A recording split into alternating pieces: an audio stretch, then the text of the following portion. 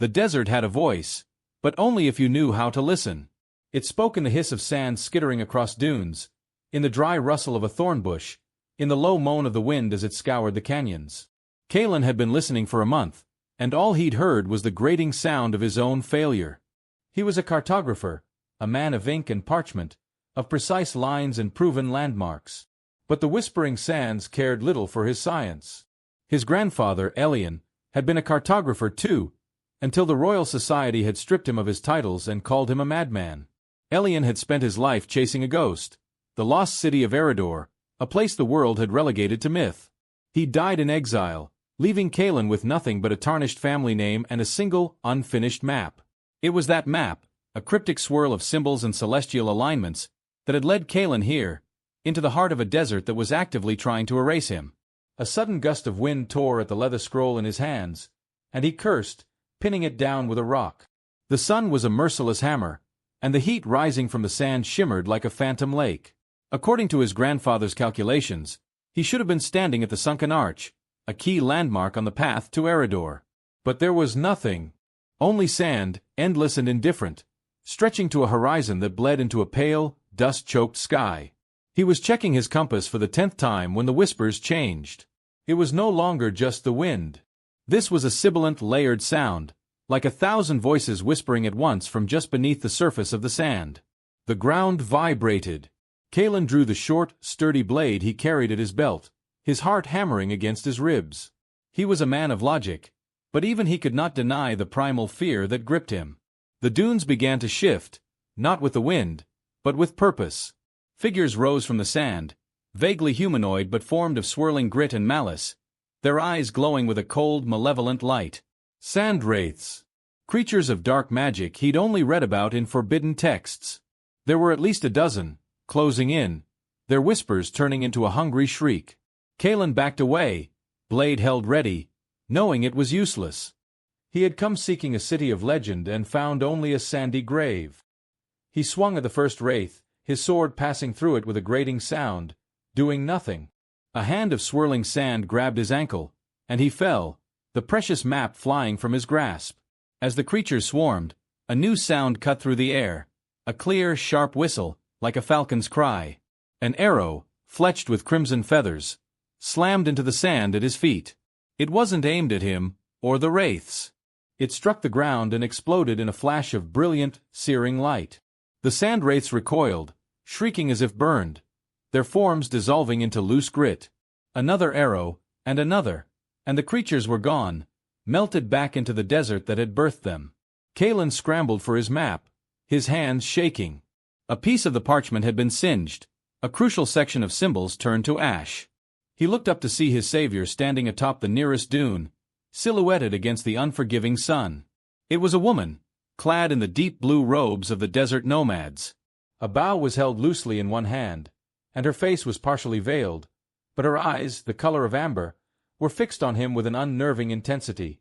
"You are a long way from the stone cities, mapmaker," she said, her voice as calm and steady as the rock formations that dotted the desert. She slid down the dune with a practiced ease, her feet barely sinking into the sand. "The whispers warned me of a fool disturbing the desert's sleep. I see they did not lie. Who are you?" Kalen asked, getting to his feet and brushing sand from his clothes. "My name is Lyra." "And you are trespassing." She gestured with her chin toward the scorched map in his hand. "You seek Eredor. You are not the first. You will only find death here." "I'm not leaving," Kalen said, his fear hardening into resolve. "That city is my family's legacy. I have to find it." Lyra's gaze was unpitying. "Your legacy is a ghost story. The city is lost for a reason. Some doors are not meant to be opened." She turned to leave. "Wait," he called out. "Those things, what were they?" She paused. "They were a warning, sent by another who seeks the city. A man who does not care what he awakens in his greed. He is the reason I am here. And now so are you." Her eyes flickered to the horizon. "He will have felt the light of my arrows. He will be coming. If you wish to live, you will come with me. But I am not taking you to your city. I am taking you to the edge of the sands, and then you will go home." Kalen looked at his ruined map, then at the vast, empty desert. He was a man of lines and certainties, and he was utterly lost. With no other choice, he followed the woman who spoke of whispers, deeper into the sands that had almost claimed him. The alliance between them was as fragile as a desert mirage. Lyra moved through the landscape as if she were a part of it, her silence a stark contrast to Kalen's city-bred restlessness. She treated him not as a guest, but as a burden, a problem the desert had inconveniently dropped at her feet. She shared her water and her sun-dried meat, but she offered no warmth, no conversation beyond curt commands. "We rest here," she'd say, stopping in the shade of a towering rock spire. "Walk in my footsteps. You make too much noise." Kalen, for his part, found her infuriating. She operated on instinct and feelings, on the whispers she claimed to hear from the sand. She dismissed his map, what was left of it, as a fool's drawing. "Your paper tells you where things were," she said one evening as they huddled by a small, smokeless fire. "The desert is alive. It changes. It breathes. Only a fool trusts paper over the living word of the sand." "And only a fool trusts voices in the wind," Kalen retorted, though his voice lacked its usual conviction.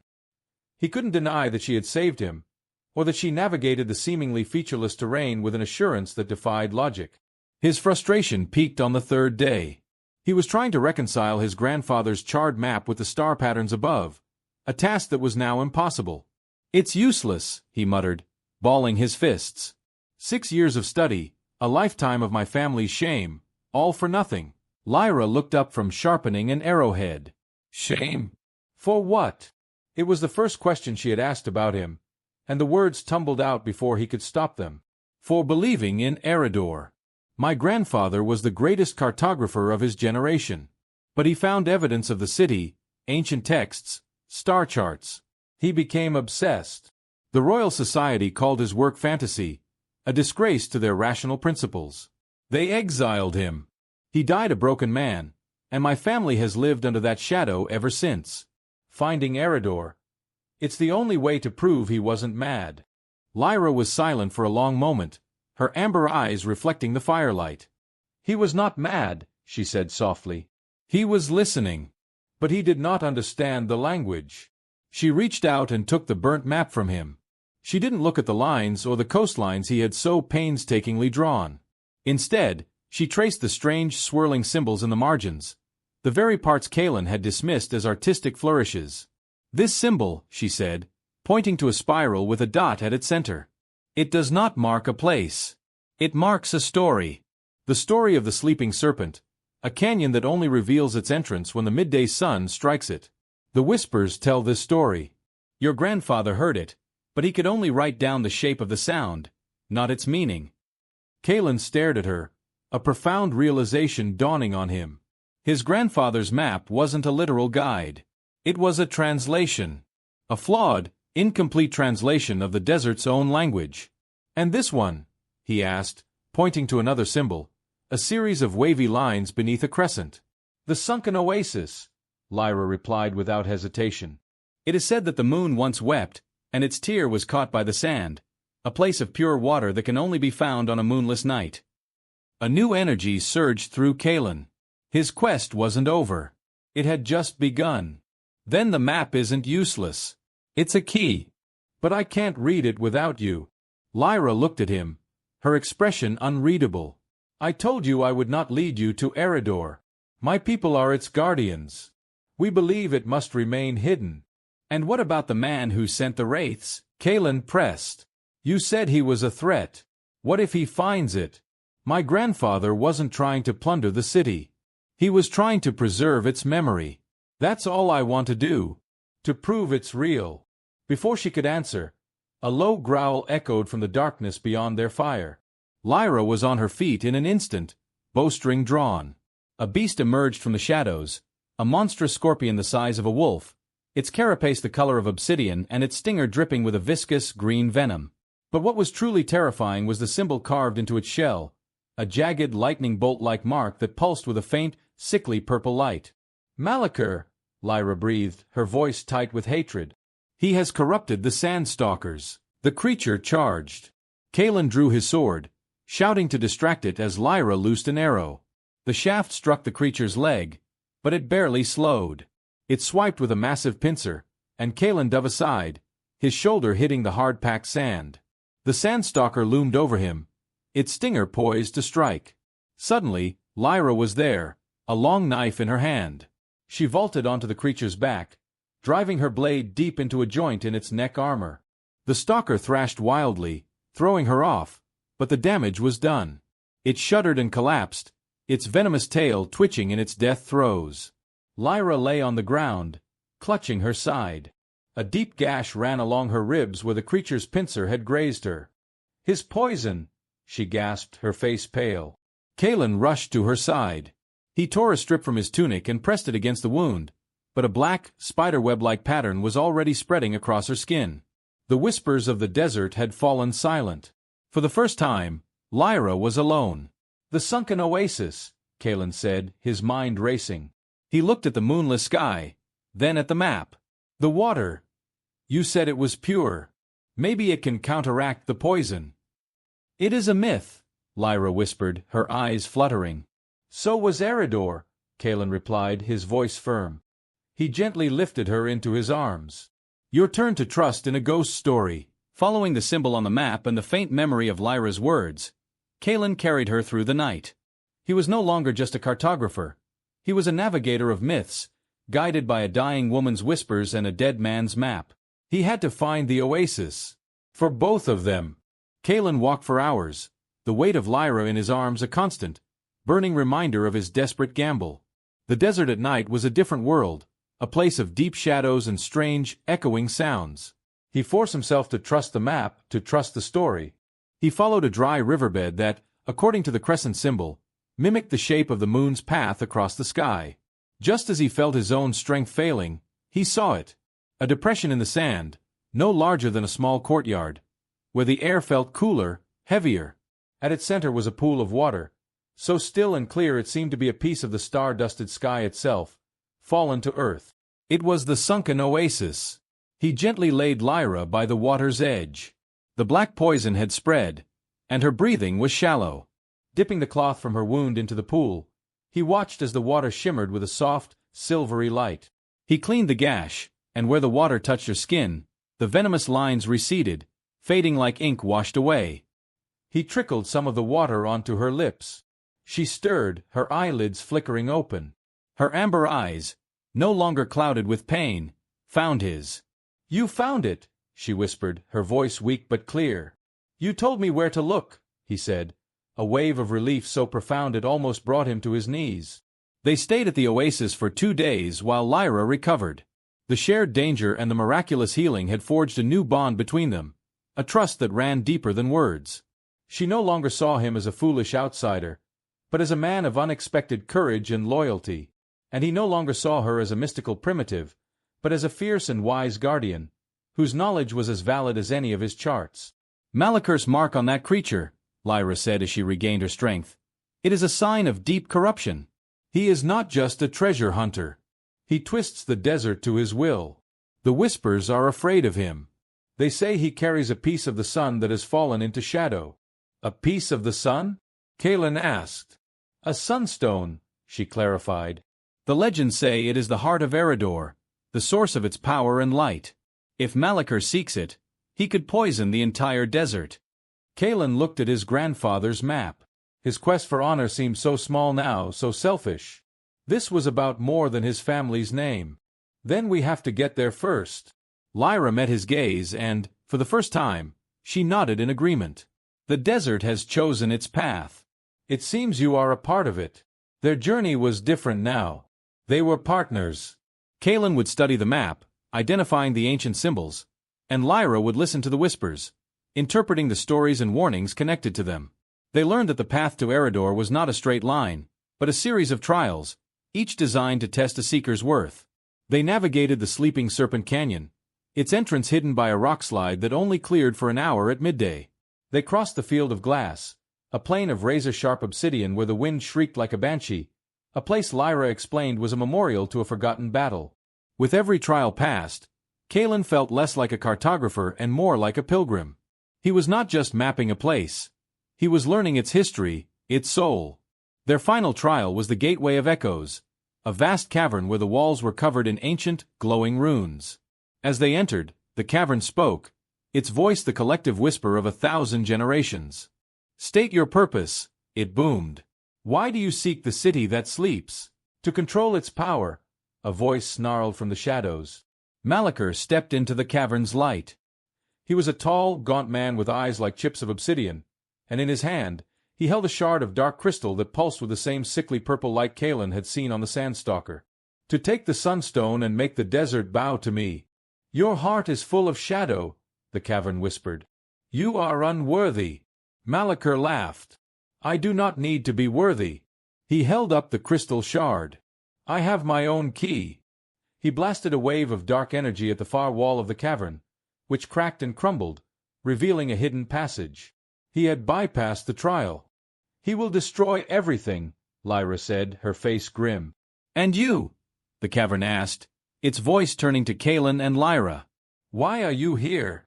Kalen looked at Lyra, at the fierce determination in her eyes.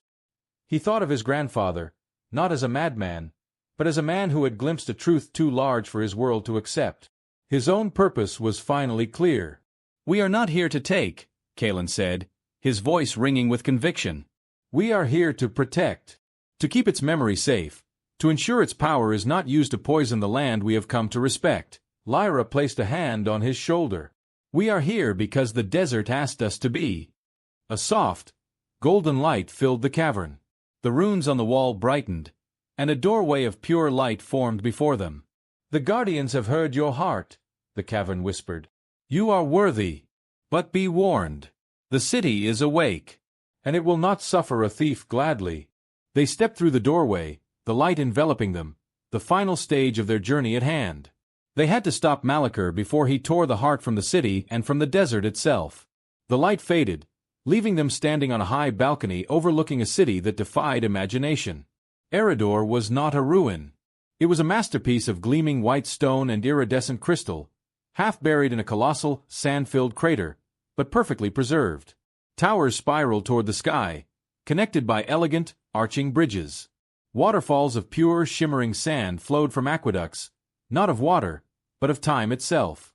The air hummed with a gentle, latent power. But the peace was shattered.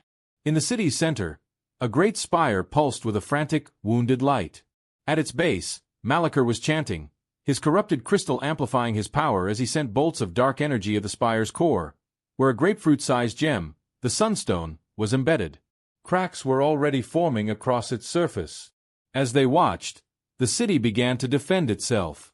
The ground trembled, and statues of ancient warriors, crafted from sand and light, stepped down from their pedestals. Their movements were graceful but deadly as they advanced on Malachor. "The city's guardians," Lyra breathed in awe. Malachor sneered, unleashing a wave of shadow that dissolved the first few guardians into dust. "Mere puppets. They cannot stop me." "We have to help them," Kalen said, drawing his sword. They raced down a grand staircase, joining the fray. The battle was chaotic. Kalen, using his knowledge of angles and architecture from his grandfather's notes, found structural weaknesses in Malachor's shadow constructs, calling out instructions to Lyra. Lyra, in turn, moved like the wind, her arrows finding the smallest gaps in Malachor's defenses, her connection to the desert allowing her to anticipate his moves. But Malachor was too powerful. He blasted the remaining guardians aside and finally struck the Sunstone with a tremendous bolt of dark magic. A sickening crack echoed through the city, and the stone fractured. Raw, untamed power erupted from it, a wave of pure energy that vaporized everything it touched. The sky above the city tore open. The very foundations of Eredor began to crumble. "He's broken it!" Kalen yelled over the roar. "It will destroy everything!" Malachor laughed triumphantly, even as the wild energy began to consume him, his body dissolving into screaming shadows. "If I cannot have it, no one will." The city was dying. Lyra ran to the central spire, placing her hands on the cracked sunstone. She closed her eyes, her face a mask of concentration. The whispers. "They are screaming. The stone is in agony. It needs to be healed, to be made whole." "How?" Kalen shouted.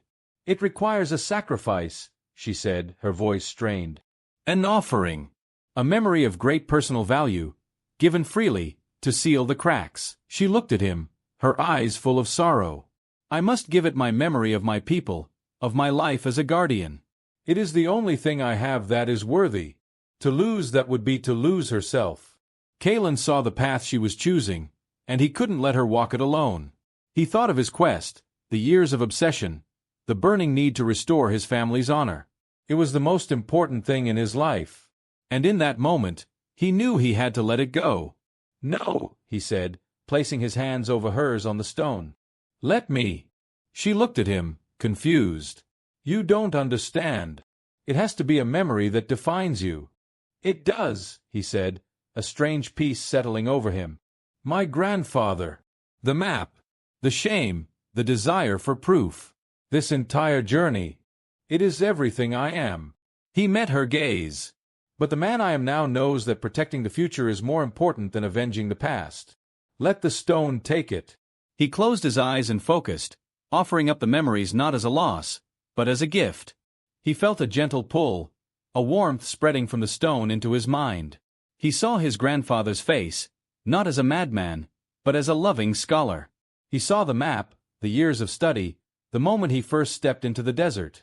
He felt the sting of failure, the thrill of discovery, the weight of his family's name. And then he let it all go. The sunstone pulsed with a brilliant, golden light. The crack sealed, the raw energy receded, and the stone became whole again, humming with a calm, steady power. But the city could not be saved. Its magic spent, the great towers began to crumble, sinking gracefully back into the sand from which they had come. We have to go, Lyra yelled, pulling him away from the spire. They ran, hand in hand, escaping the city just as the last crystalline tower disappeared beneath the whispering sands, leaving only an empty crater and a sky slowly healing itself. They collapsed at the edge, watching as the desert reclaimed its greatest secret. Kalen looked at the empty expanse, a place that should have felt like the culmination of his life's work, and felt nothing. No triumph, no disappointment. The obsession was gone, replaced by a quiet calm. He looked at Lyra, at her concerned face. Do you remember? She asked softly. He searched his mind. I remember. You. The oasis. Malachur. He frowned slightly. But I don't remember why I came to the desert. It feels unimportant. Lyra smiled, a true, radiant smile. Your grandfather's honor is restored, Kalen. Not because you found a city, but because you saved one. You understood its true worth. He didn't fully understand what she meant, but it felt right. He stood up and looked out at the vast, beautiful, and dangerous landscape. It no longer felt alien to him. It felt like a beginning. The desert will need new guardians, Lyra said, standing beside him. Someone to watch over its secrets. Someone to map its safe passages, to guide travelers away from its sacred heart. Kalen looked at her, at the woman who had saved his life and shown him a world beyond paper and ink. He no longer had his old map, but for the first time, he didn't feel lost. Then we should get to work, he said, taking her hand. Together, they turned their backs on the lost city and walked out into the endless whispering sands. The desert they returned to was not the one Kalen had entered. Or perhaps, he was not the same man. Without the heavy cloak of his past, the world seemed sharper, more vibrant. The ochre of the dunes, the deep indigo of the twilight sky, the glint of sun on a shard of mica. He saw it all with a clarity that was both liberating and unsettling. He was a mapmaker with no map, a man defined by a quest he could no longer recall. They found a home of sorts in a hidden alcove carved by ancient winds into the base of a great mesa. A small spring, a true secret of the desert, trickled from the rock, nurturing a patch of stubborn green. It was here that their new life began. Lyra, who had only ever known a solitary, nomadic existence, taught Kalen the true language of the sands.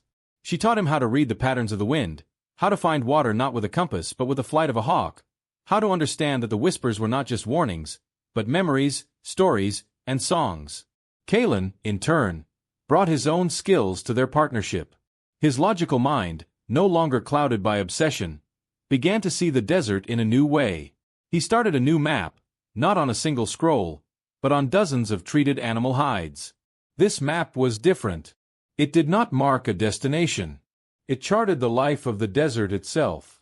The dunes shifted a hand's breadth to the west today, he would note, sketching the new contour with charcoal. The whispers say a storm is coming from the north. Lyra would watch him, a quiet admiration in her eyes. You are listening now, Kalen. Not just hearing. He created new symbols, blending his scientific precision with the desert's fluid nature. A spiral for a wind that changed direction with the sun. A series of dots for a herd of sand gazelles and their migration path. A jagged line not for a border, but for an area where the whispers were agitated, a place to be avoided. His map was a living document, a dialogue between a man of science and the magic of the sands. Their days fell into a rhythm. They patrolled the edges of the deep desert, guiding lost caravans to safer routes, healing animals wounded by rockslides, and ensuring the sacred places remained undisturbed. Kalen learned to use a bow, his cartographer's eye for distance and trajectory making him a surprisingly quick study. Lyra learned a patience she had never known, finding a quiet joy in sharing her world with someone who now cherished it as she did. The emptiness of his past was slowly being filled, not with old ghosts, but with new purpose. For a year, there was peace. The desert healed from Malakur's corruption, and the whispers grew calm and steady. But the balance was a fragile one. It began subtly. An oasis they had charted turned brackish overnight. A herd of gazelles was found dead, not from thirst or predators, but from a strange, wasting sickness. The whispers grew fearful, speaking of a creeping blight, a shadow that drank the life from the sand. One evening, as they sat by their spring, Lyra's head snapped up. The whispers are screaming, she said, her voice tight. Near the field of glass. They traveled through the night, arriving at the plain of sharp obsidian at dawn. The air was cold, unnaturally so. In the center of the field, a patch of the black glass had turned a milky, diseased white. From this patch, a foul energy radiated, and the ground around it was dead, the sand gray and lifeless. Kalen knelt, careful not to touch the blighted glass. This feels like Malakur's magic. It is, Lyra confirmed, her hand resting on her bow. But it is also different. Weaker but more insidious. It's not attacking. It's poisoning. As they investigated, Kalen noticed a pattern in the blight spread, a series of faint, geometric lines radiating outward. It was not a natural phenomenon. It was deliberate. He took out his charcoal and a fresh hide, his old instincts flaring. He began to sketch, mapping the lines, trying to find their origin point. Someone is using the residual energy Malakur left behind, he concluded. Like an echo. They are using it as a beacon. The whispers confirmed his fear. They spoke of a woman, a sorceress who called herself the Collector. She did not seek power like Malakur, but artifacts. She believed the reawakening of Eridor, however brief, had stirred other ancient places from their slumber. She was using Malakur's lingering corruption to douse for them, uncaring that her methods were poisoning the desert in the process. Their duty was clear. They had to find this Collector and stop her before her careless greed unraveled the delicate balance they had worked so hard to protect. Their new map had its first true test, to chart not a place, but the path of a poison.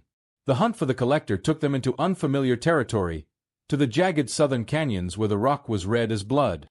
The blight was stronger here, and the whispers were a constant, panicked hiss.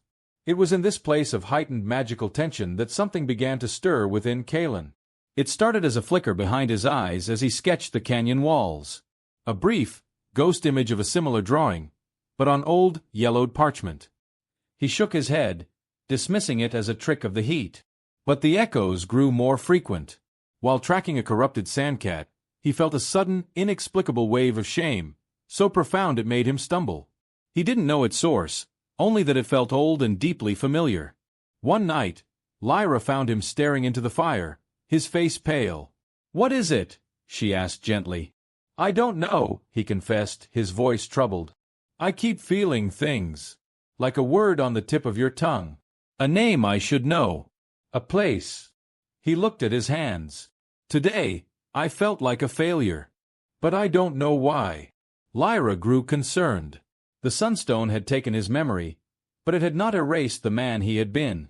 The sacrifice had been clean, but perhaps the new corruption in the desert was agitating the scars it had left behind.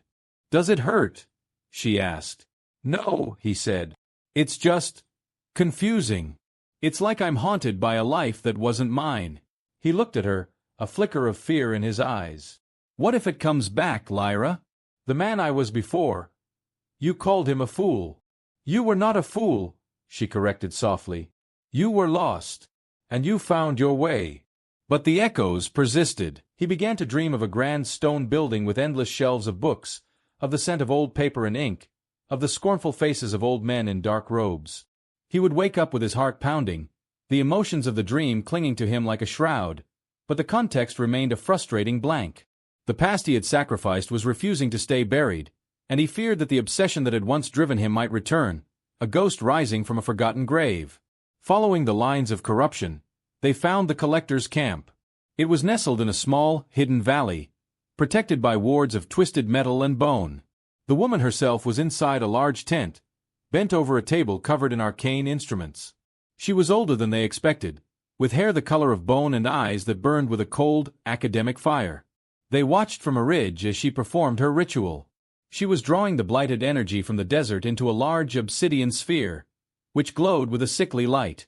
The sphere acted as a lens, focusing the energy into a beam that projected a shimmering, ethereal map onto the valley wall. On the map, a new location was slowly coming into focus. "She's not just finding a place," Kalen whispered, his strategic mind piecing it together. "She's using the blight to create a key." They realized the terrible truth. The Sunstone's healing had come at a price. Kalen's sacrifice had left a void, an energetic signature in the fabric of the desert's magic. It was this signature, this echo of a memory given away, that the collector was tracking. She was following the ghost of Kalen's quest back to its source. "She thinks she's tracking the power of Eridor," Lyra said. "But she's tracking you." They had to confront her.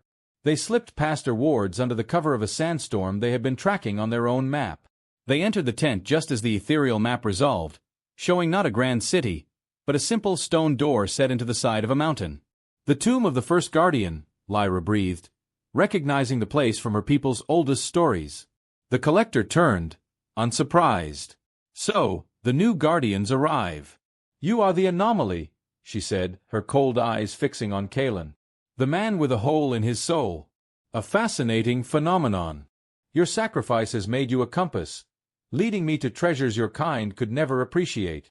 "You are killing the desert," Lyra said, her bow aimed at the woman's heart. "A necessary expenditure for the sake of knowledge," the collector replied dismissively. "Now, if you'll excuse me, I have a tomb to excavate." She raised her staff, and the obsidian sphere pulsed, unleashing a wave of blighted energy. The blast of energy threw them back. The collector used the moment to disappear, a swirl of sand marking her teleportation. The ethereal map faded, but the image of the stone door was burned into their minds. "She's gone to the tomb," Kalen said, pushing himself to his feet. "We have to follow." The journey was a race against time. As they traveled, Kalen's internal struggle reached its peak. The proximity to the collector's focused magic intensified the echoes in his mind. He saw a clear image of his grandfather's face, etched with disappointment. He felt the crushing weight of the Royal Society's judgment. The obsession, the shame, the desperate need for validation, it all washed over him, a phantom tide threatening to drown the man he had become. He faltered, leaning against a rock. "Lyra, I remember what I was." She came to his side, her expression steady. "And what are you now?" He looked at the desert around him, at the map in his hand. His new map, filled with life and purpose. He looked at her, at their shared journey. The old pain was real, a ghost with sharp teeth, but it was no longer his. It was just a story. "I am a guardian," he said, his voice clear and firm. They reached the tomb of the first guardian as the twin moons were rising. The collector was already there, chanting before the stone door, her staff drawing power from the obsidian sphere.